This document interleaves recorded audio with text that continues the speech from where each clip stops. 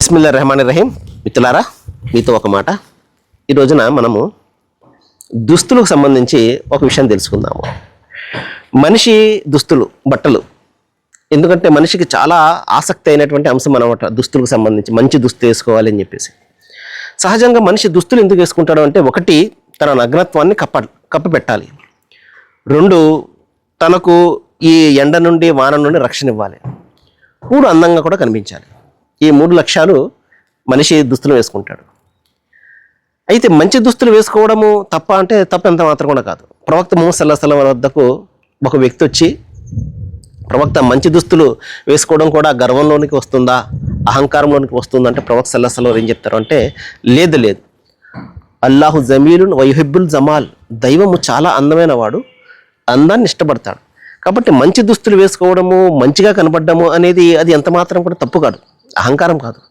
అహంకారం ఏమిటంటే, సత్యాన్ని తిరస్కరించడము, సృష్టి ప్రభువు ఒక్కడు అన్న సత్యాన్ని తిరస్కరించడము, ఇతరులను తక్కువగా చూడడము. అతను నా మతంలో తక్కువ, కులంలో తక్కువ, చదువులో తక్కువ, ఆస్తులు తక్కువ, అంతస్తులో తక్కువ, ఇంకో దాంట్లో తక్కువ అని చెప్పేసి మనుషులను తక్కువగా చూడడము, ఇది అహంకారము అని చెప్పేసి ప్రవక్త చెప్పడం జరిగింది. కాబట్టి మహాశైల దైవ గ్రంథం దివ్య ఖురాన్లో ఏం చెప్తాడంటే, జాలిక లిబాసు తఖ్వా ఖైర్ అంటాడు. దుస్తులు ధరించండి, కానీ భయభక్తులు అనే దుస్తులు ధరించండి మీరు.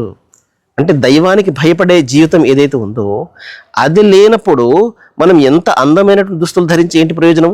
మన లోపల ఉన్నటువంటి ఏదైతే ఆ విషయం ఉన్నదో, లోపల ఉన్నటువంటి అహంకారం కావచ్చు, లేకపోతే గర్వము, లేకపోతే తిరస్కారము, దైవాన్ని తిరస్కరించడము ఇత్యాది విషయాలు, దాన్ని మనం కప్పిపెడుతూ అందమైన దుస్తులు ధరిస్తే ఏంటి ప్రయోజనం? కాబట్టి మహాశైలారా, సోదరులారా, సోదరిమణులారా, దుస్తులు మన నగ్నత్వాన్ని కప్పపెట్టడం అనేది చాలా ప్రధానమైనటువంటి లక్ష్యం. కానీ ఈ రోజున మనము చూస్తాము, ప్రధానంగా స్త్రీలలో ఎంత తక్కువగా దుస్తులు ధరిస్తే అంతగా ఆధునికత అన్న ఒక భయంకరమైనటువంటి మాయాజాలంలో సమాజం పడిపోయింది ఈ రోజున. ఆదిమానవులు మనం చూస్తాం. ఆదిమానవులు ఏమనుకుంటాం మనము, వాళ్ళకి నాగరికత లేదు కాబట్టి తక్కువ దుస్తులు ధరించారు అని చెప్పేసి మనం అనుకుంటాం. మరి ఆధునికంగా ఎంతో నాగరికత సాధించి కూడా ఈ రోజున ఎంత తక్కువగా దుస్తులు ధరిస్తే అంత బాగా, అంత ఆధునికత అని చెప్పేసి మనం చూస్తాం. అప్పుడప్పుడు మనం చూస్తాం చిరిగిపోయినటువంటి దుస్తులు ధరించడము, లేకపోతే కనీసం శరీరాన్ని కప్పిపెట్టే విధంగా కాకుండా బహిర్గతం పరిచే విధంగా దుస్తులు ధరించడం, ఇవన్నీ ఇక్కడ మనం చూస్తాం. కాబట్టి సోదరులారా, సోదరిమణులారా, దుస్తులు ధరించాలి. అయితే అది మన నగ్నత్వాన్ని కప్పిపెట్టాలి, మనకు గౌరవాన్ని ఇవ్వాలి.